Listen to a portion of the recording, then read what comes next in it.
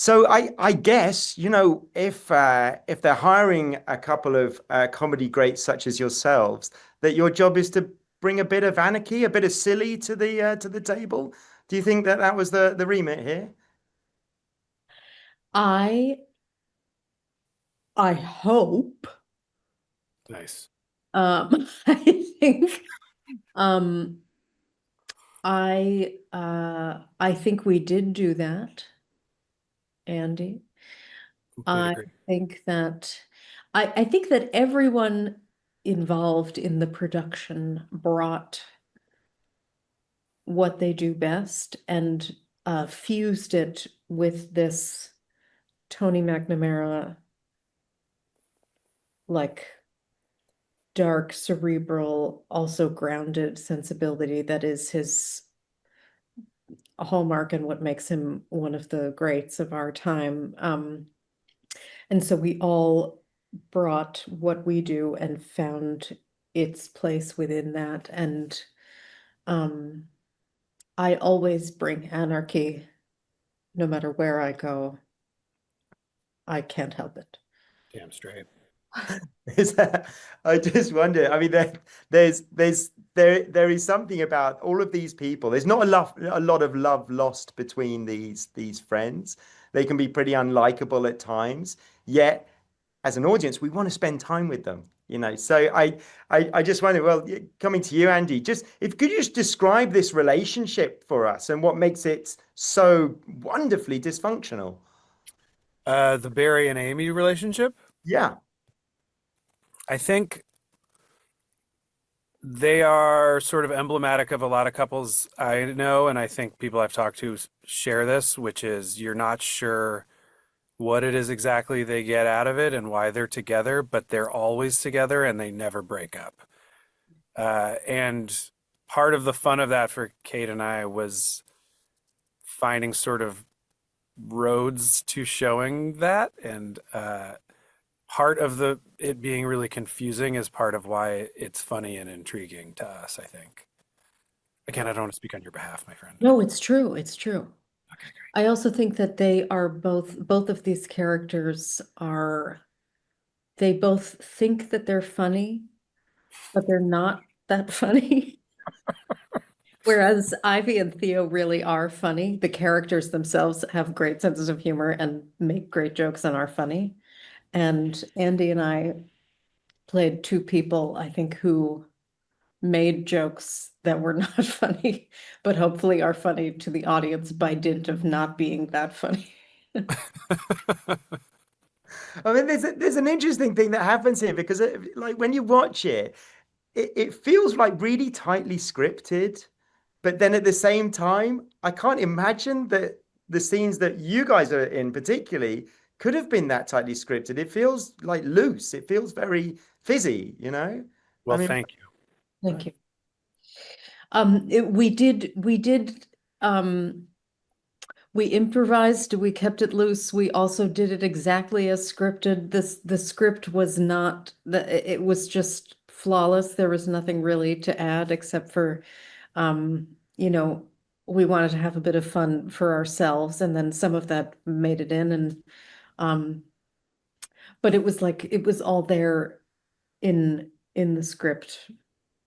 And uh, what was the question? not just that.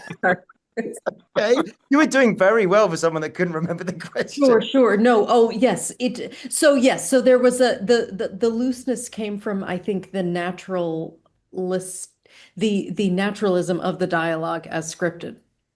And then, we added bits and bobs, but it really was his writing is so feels so conversational, and yet is like the jokes are so well written. I don't know how he does it, really. I have to ask.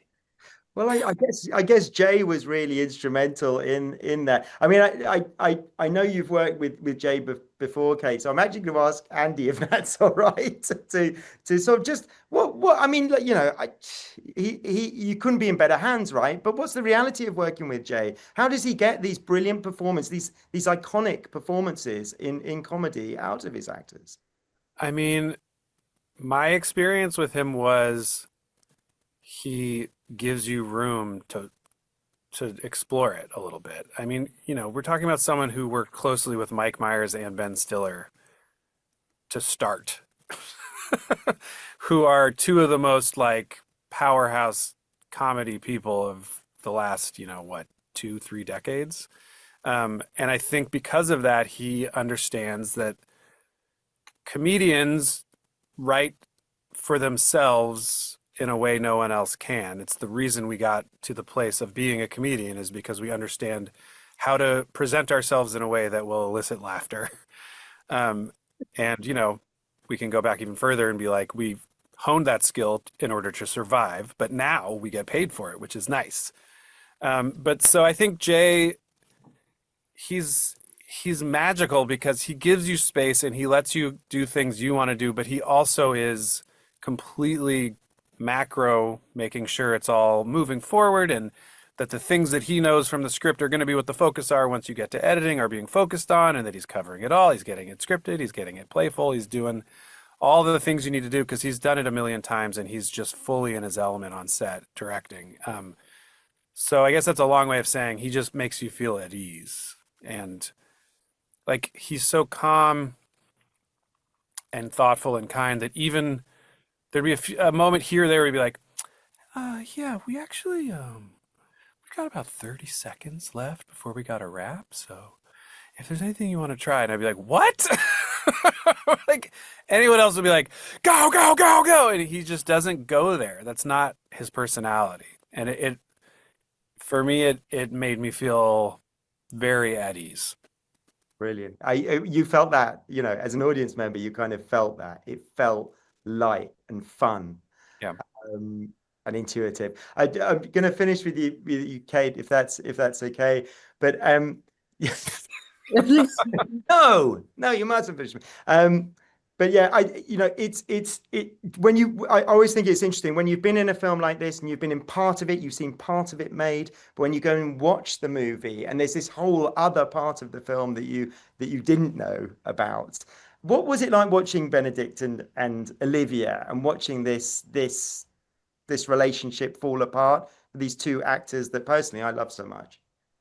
It is both, it's hilarious, and you're loving how sardonic the dialogue is, and your heart is breaking because they're so likable as characters and in real life, and the love between them, the intellectual frisson between them is so compelling and so sweet and so grounded that when they are hurling these absolutely vicious barbs at each other, you still believe that they love each other, and they're fighting with each other as they're fighting for each other. And it's just, it's a complicated set of feelings. It's like you want to watch them like go at each other, and then you want them to just hug and make up. And there's a lot of pathos there,